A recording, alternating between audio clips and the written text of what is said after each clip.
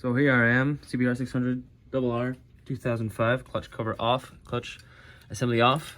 I took the outer clutch plate or clutch basket and noticed some of those springs were somewhat loose.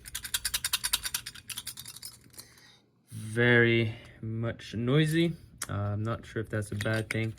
Nothing else seems to be out of shape or out of whack on this basket. Seems like there's a little bit of scoring on the tabs, but the actual centers there are looking pretty clean. A little bit of burning on those clutch plates, tiny bit, nothing alarming, I believe. Same for the material on the clutch plates. Seems like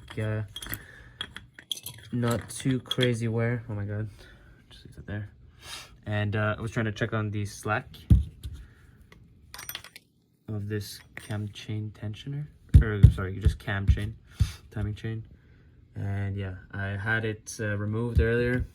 It was very floppy, obviously, without. Not sure if I can really determine or measure anything there, but just left the spring decompressed so it pushes against the guide right there. And it seems to be pretty tight, at least from here. I should probably open up the top end.